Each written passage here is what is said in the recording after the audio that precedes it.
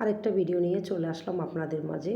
প্রথমে V shape করে গলাটাকে কেটে নেবেন, তারপর 1.5 ইঞ্চির মতো ভাঁজ করে কাপড়টা ডবল করে লাগিয়ে দিবেন ডিজাইনের জন্য। এরপর উপর দিয়ে একটা লেস লাগিয়ে দিলে আরও সুন্দর লাগবে জিনিসটা দেখতে। যারা পছন্দ করেন লেস তারা অবশ্যই দিবেন, পছন্দ না করলে আপনি এটাকে ইগনোর করতে পারেন।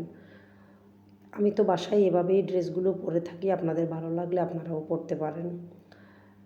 এরপর আমি এমপাই পেনটা দেখিয়ে দিচ্ছি। এমপাই পেনটাও খুবই ইজি, নতুনদের জন্যই আমি বেশিরভাগ কাজ দেখিয়ে থাকি। যারা নতুন একদম তারা বাসায় দেখে দেখে ড্রেসগুলো কিন্তু পরতে পারবেন।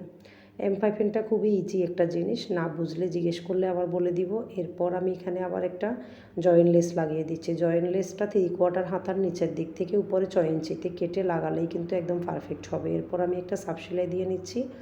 তারপর সামনে যে কাপড়টুকু কেটেছিলাম 6 ইঞ্চি, তার সাথে আবার জয়েন্ট দিয়ে নিচ্ছি।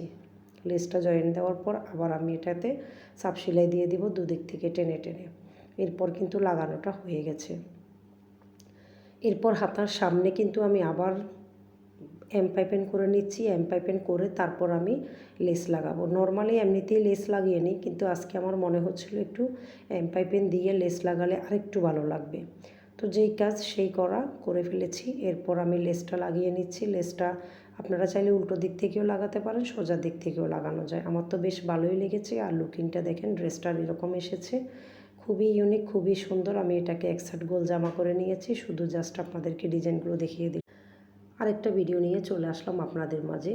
প্রথমে ভি শেপ করে গলাটাকে কেটে নেবেন, তারপর 1.5 ইঞ্চির মতো ভাঁজ করে কাপড়টা ডবল করে লাগিয়ে দিবেন ডিজাইনের জন্য। এরপর উপর দিয়ে একটা লেস লাগিয়ে দিলে আরও সুন্দর লাগবে জিনিসটা দেখতে। যারা পছন্দ করেন লেস তারা অবশ্যই দিবেন, পছন্দ না করলে আপনি এটাকে ইগনোর করতে পারেন। আমি তো বাসায় এভাবেই ড্রেসগুলো পরে থাকি, আপনাদের ভালো লাগলে আপনারাও পরতে পারেন।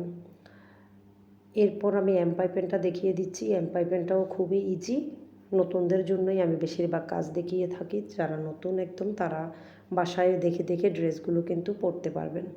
এমপাই পেনটা খুবই ইজি একটা জিনিস, না বুঝলে জিজ্ঞেস করলে আবার বলে দিব। এরপর আমি এখানে আবার একটা জয়েন্ট লেস লাগিয়ে দিচ্ছি। জয়েন্ট লেসটা 3/4 হাতার নিচের দিক থেকে উপরে 6 ইঞ্চিতে কেটে লাগালেই কিন্তু একদম পারফেক্ট হবে। এরপর আমি একটা সাপ সেলাই দিয়ে নিচ্ছি। তারপর সামনে যে কাপড়টুকু কেটেছিলাম 6 ইঞ্চি, তার সাথে আবার জয়েন্ট দিয়ে নিচ্ছি। লেসটা জয়েন্ট দেওয়ার পর আবার আমি এটাতে সাপ সেলাই দিয়ে দিব দুদিক থেকে টেনে টেনে। এরপর কিন্তু লাগানোটা হয়ে গেছে।